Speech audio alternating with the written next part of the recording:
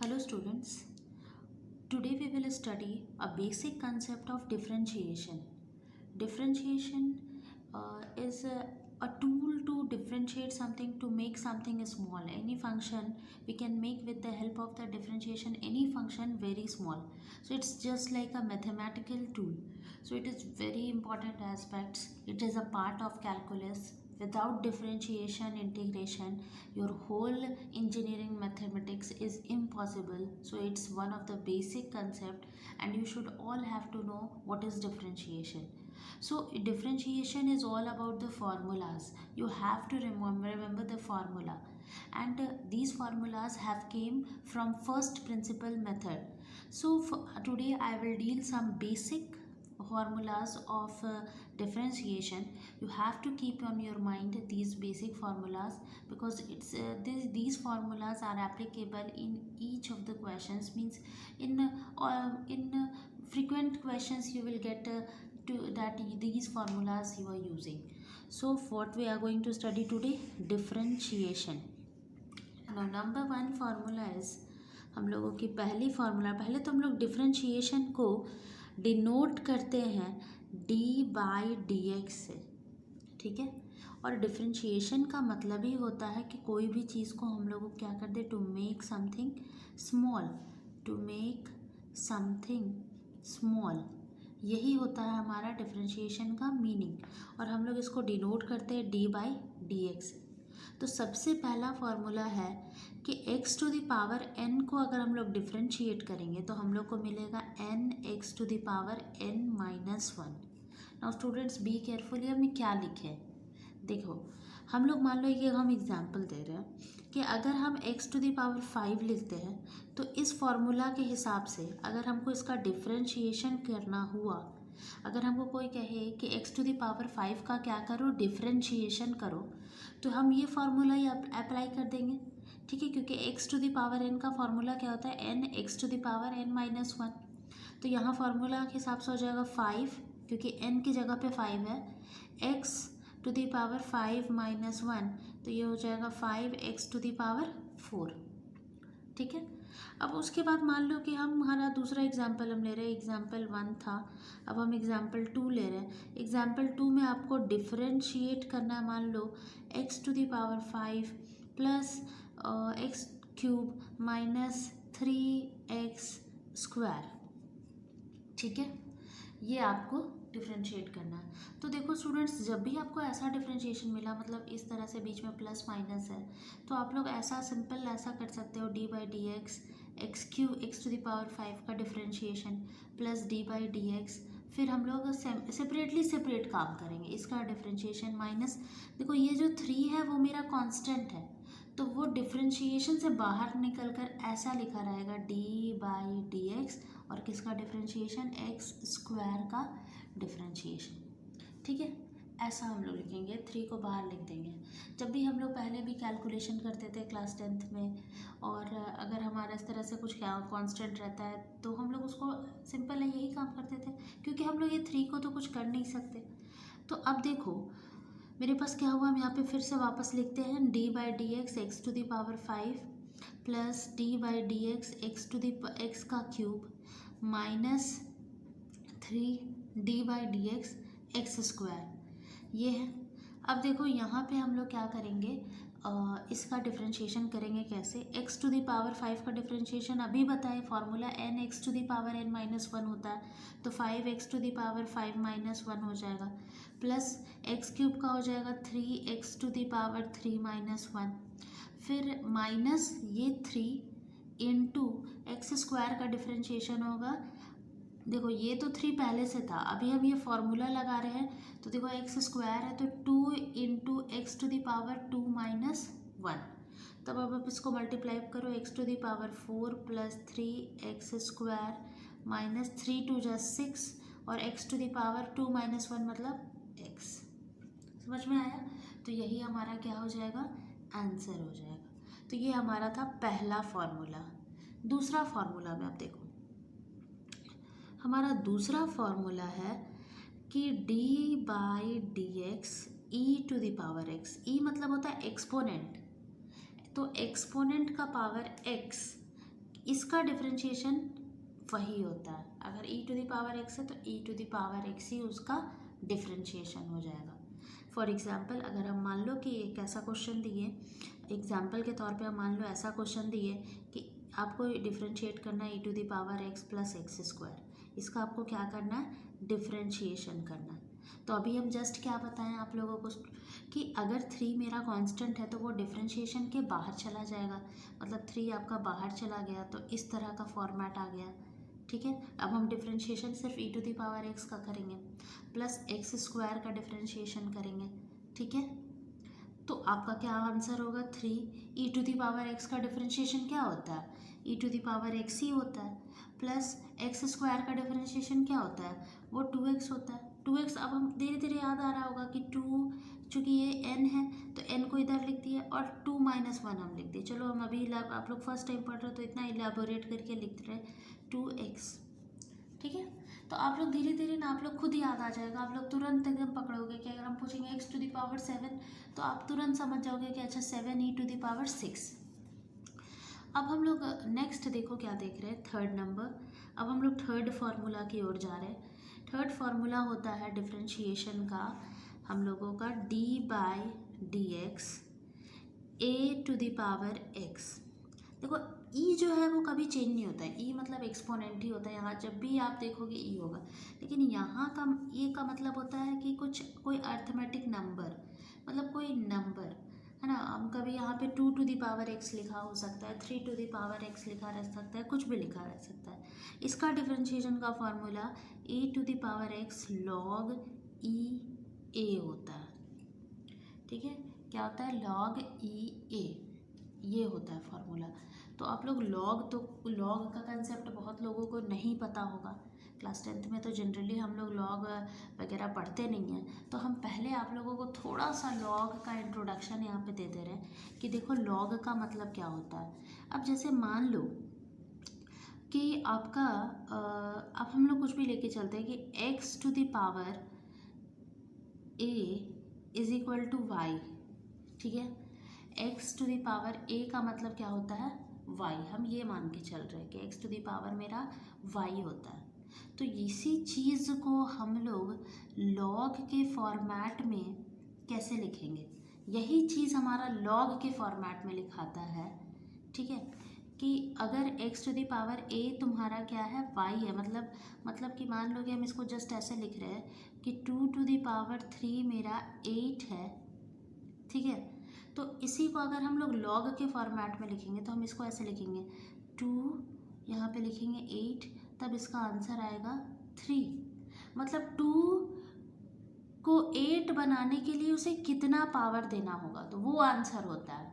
इसी को हम लोग लॉग कहते हैं। अब अगर इससे अगर हम लॉग का फॉर्मूला बनाएं तो मेरा होगा log x y equal to a।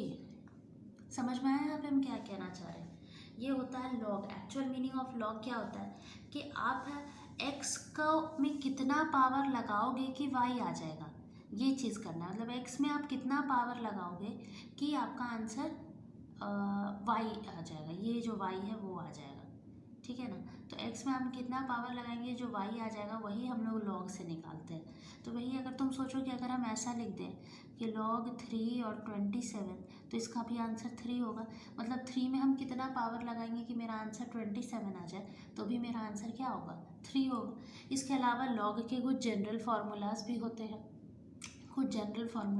जैसे कि आप लोगों को एक सिंपल सा फार्मूला बता रहे हैं कि लॉग अगर आपका एक्स वाई है, दो नंबर का प्रोडक्ट है, x इंटू वाई आ रहा है, तो आप उसको ऐसा लिख सकते हो log x plus log y।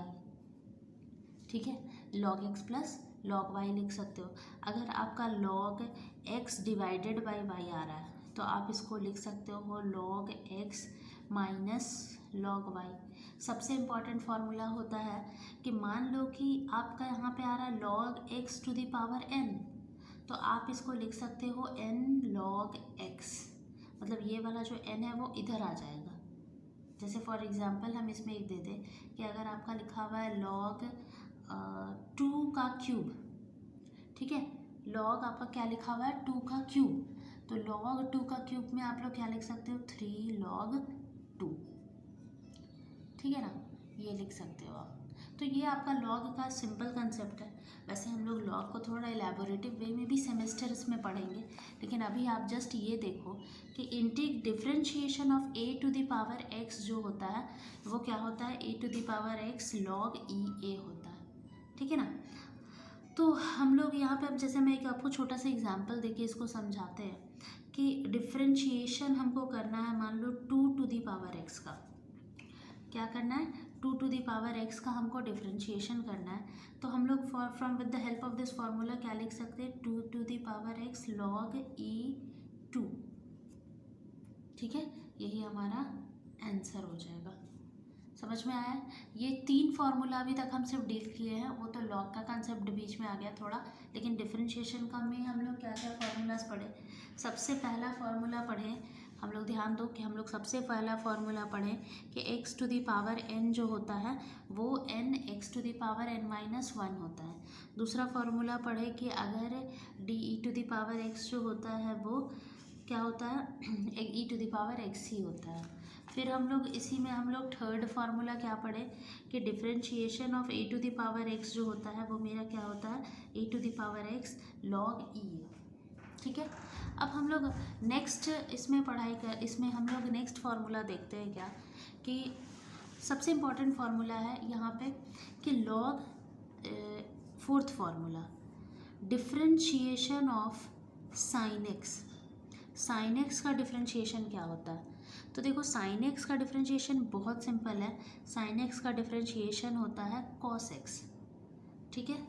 उसी तरह से फिफ्थ नंबर पे आता है डिफरेंशिएशन ऑफ कॉस एक्स, तो कॉस एक्स का डिफरेंशिएशन होता है माइनस साइन एक्स, ठीक है। ये दो तो आपको याद रखना है, चलो इस पर हम लोग क्वेश्चंस भी करेंगे, लेकिन उससे पहले हम लोग एक और फार्मूला, सिक्स्थ फार्मूला देखो, differentiation of log A x, ठीक है ना, यहाँ पे ए है, तो ए का मतलब, ए मतलब होता है कॉमन, अगर यहाँ ए लिखा हुआ है मतलब कॉमन लॉग है, तो कॉमन लॉग है तो इसका फार्मूला क्या होता है, कॉमन लॉग का फार्मूला होता है, अगर मान लो यहाँ पे ए है, कोई अर्थमेटिक नंबर लिखा हुआ है, तब हम लोग इसमें फार्मूला क्या लगाएंगे, 1/x log ई ए।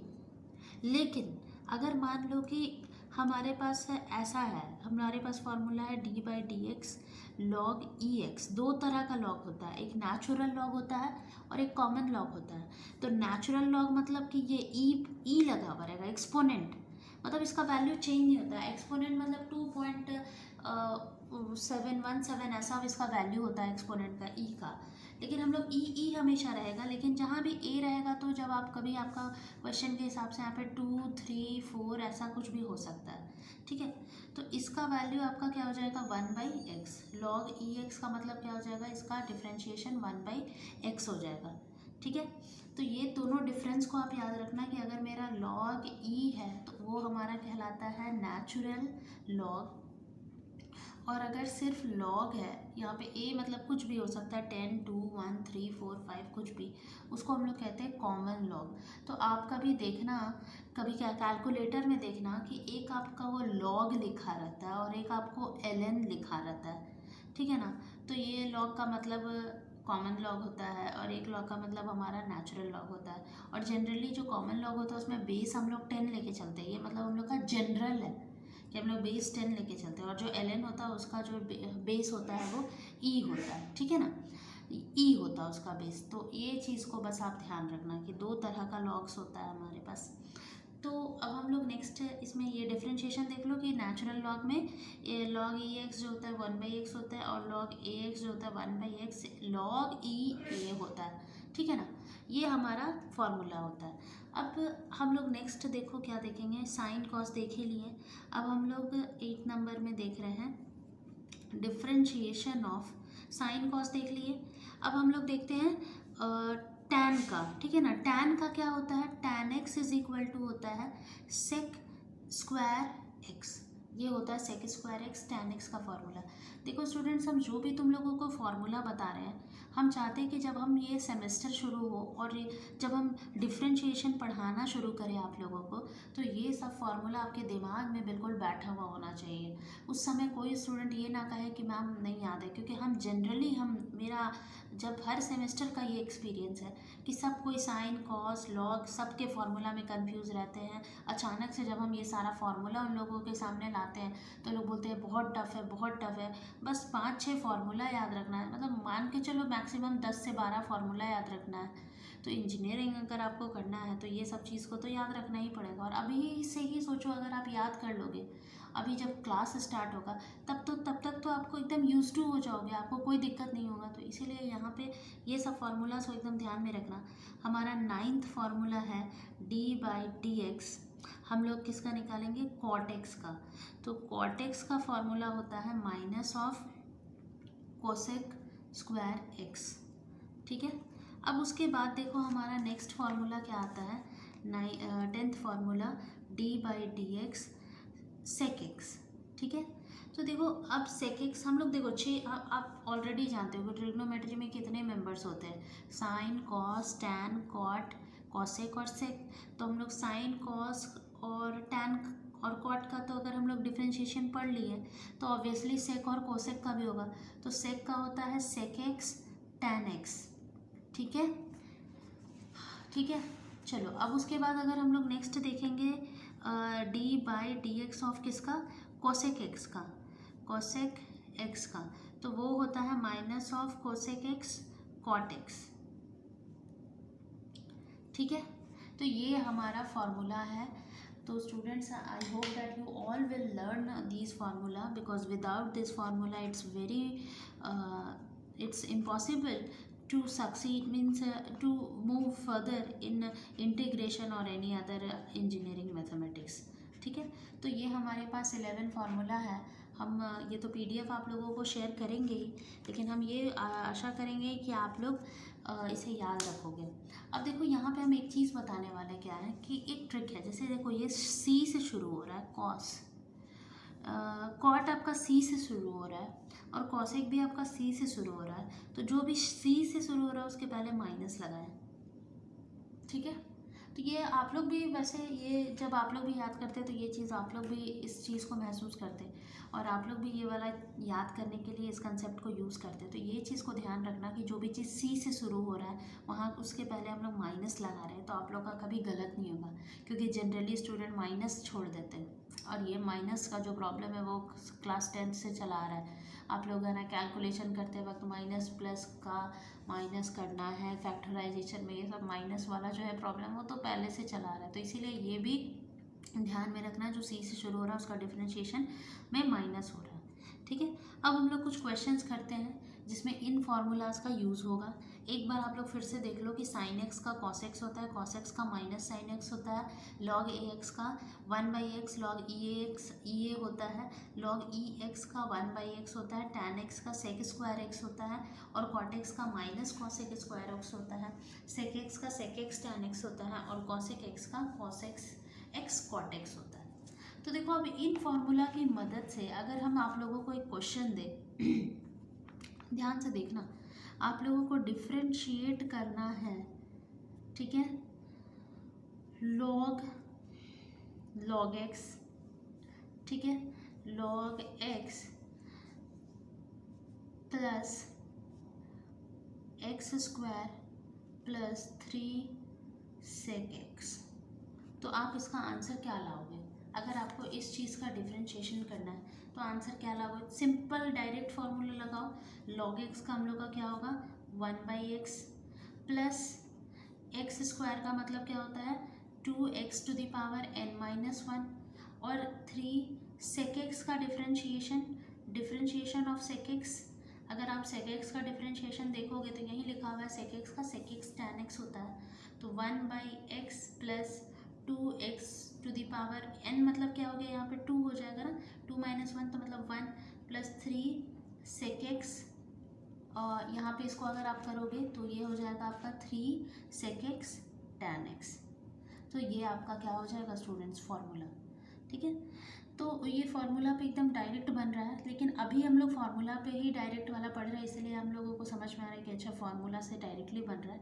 लेकिन इस पर कुछ और भी रूल्स लगाया जाता है, तब ये थोड़ा डिफिकल्ट हो जाता है। लेकिन फार्मूला बेसिक है, जिसको फार्मूला याद है उसके लिए कोई भी रूल डिफिकल्ट नहीं होगा। ठीक है। नाउ स्टूडेंट, हम लोग एक क्वेश्चन करते हैं, एक एग्जाम्पल करते हैं जिसमें आपको डिफ्रेंशिएशन करना है।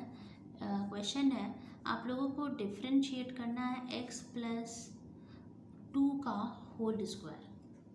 तो आप लोग इसको कैसे करोगे? इसको आप लोग कैसे करोगे इसका differentiation?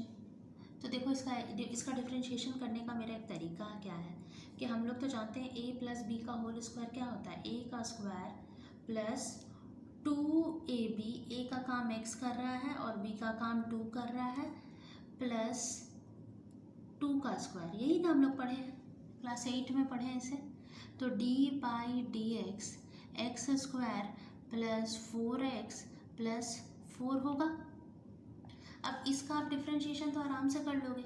d by d x का डिफ्रेंशिएशन, एक्स स्क्वायर का डिफ्रेंशिएशन, प्लस 4 बाहर गया, डिफ्रेंशिएशन ऑफ x। लेकिन यहाँ तो कुछ भी बाहर ले जाने के लिए नहीं है। अगर हम लोग यहाँ पे अगर बाहर, यहाँ पे कुछ भी नहीं है, मतलब कांस्टेंट है, 4 है। तो अगर एक चीज़ हम आपको एक फार्मूला में हमें ये भी चीज़ ऐड कर देना चाहिए था कि डिफ्रेंशिएशन ऑफ कोई भी कांस्टेंट जो होता है वो मेरा क्या होता है, 0 होता है। जैसे कोई भी कांस्टेंट, मतलब कांस्टेंट में 5, 6, 7, 8 कुछ भी रहे, आपका वो उसका डिफ्रेंशिएशन क्या होता है, 0 होता है।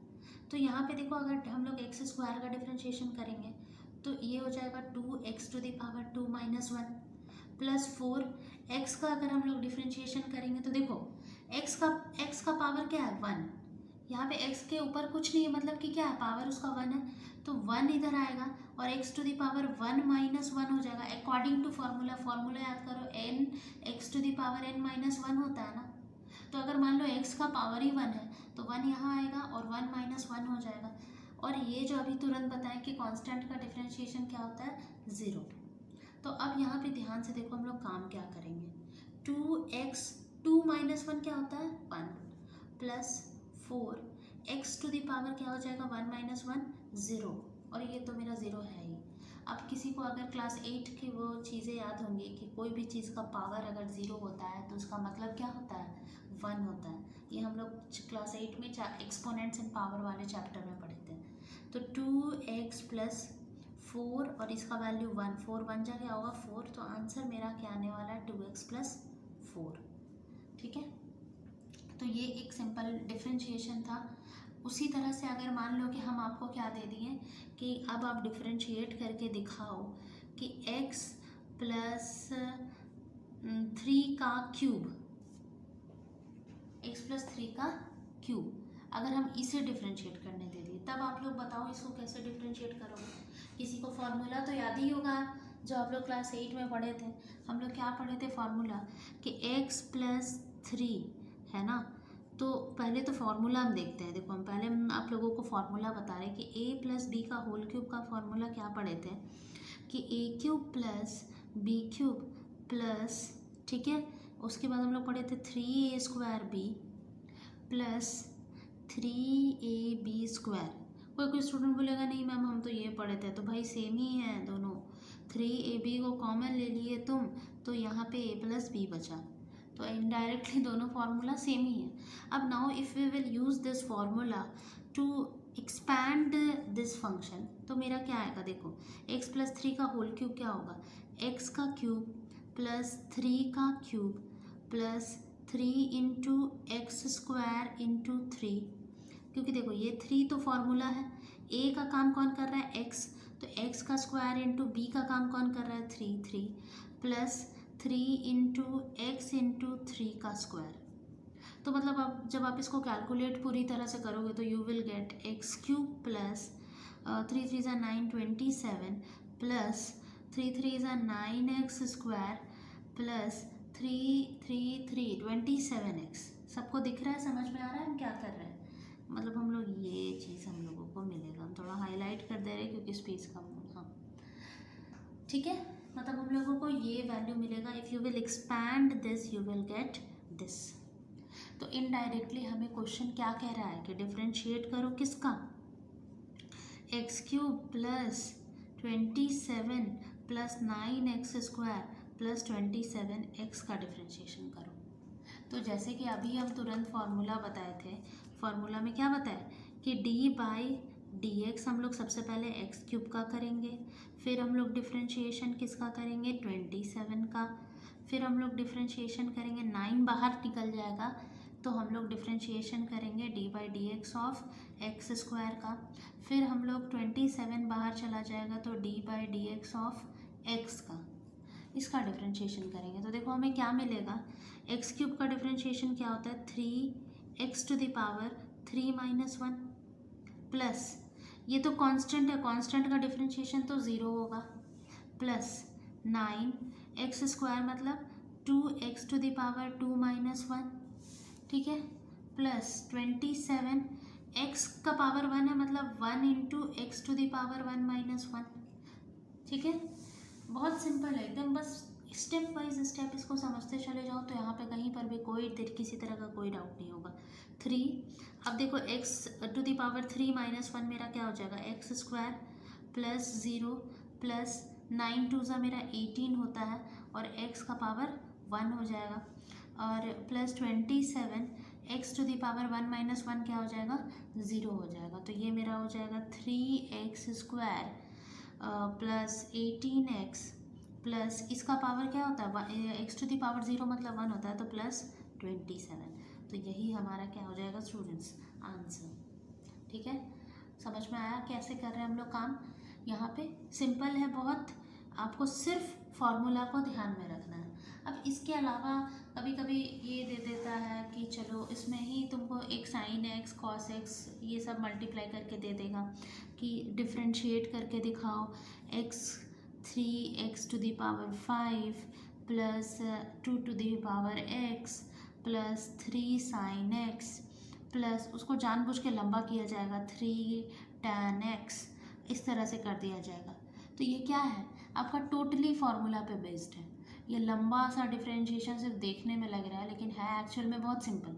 कैसे सिंपल है, आप क्या करोगे सबसे पहले डिफरेंशिएशन किसका करोगे 3x⁵, 3 बाहर चला जाएगा और आप डिफरेंशिएशन कर रहे हो x⁵ का, फिर आप लोग क्या करोगे डिफरेंशिएशन किसका करोगे 2d/dx 2x, फिर आप लोग का 3 बाहर चला जाएगा, आप लोग किसका डिफरेंशिएशन करोगे sin x का डिफरेंशिएशन करोगे, उसके बाद फिर हम लोगों का 3 बाहर चला जाएगा और हम लोग किसका डिफरेंशिएशन करेंगे tan x का, ठीक है। तो अब बताओ कि अब हम लोग इसका डिफरेंशिएशन करके क्या लाएंगे 3x⁵ का फॉर्मूला था 5x⁵ - 1 प्लस अभी तुरंत हम लोग a⁴x का देखो तो फॉर्मूला क्या पढ़े थे हम अभी जस्ट यहाँ पे बताए थे a⁴x का फॉर्मूला होता है a⁴x log e_a, ठीक है a⁴x log e_a। तो इसको देखो हम लोग कैसे लिखेंगे a⁴x मतलब 2⁴x log e_a मतलब 2, ठीक है, प्लस 3 sin x का डिफरेंशिएशन क्या पढ़े थे cos x, हम ब्रैकेट में लिख रहे हैं, प्लस 3 tan x का डिफरेंशिएशन क्या पढ़े थे sec² x। तो ये हो जाएगा 3 5 ज़ा 15 x⁴ plus 2⁴x log e2 plus 3 cos x plus 3 sec² x। तो ये हमारा ओवरऑल क्या हो गया सॉल्यूशन हो गया और ये मेरा आंसर हो गया, ठीक है। ये क्वेश्चन हो गया और इसका ये आंसर हो गया। इसके अलावा प्रोडक्ट रूल भी होता है और भी बहुत सारे रूल्स होते हैं जिससे हम लोग इसको सॉल्व कर सकते हैं।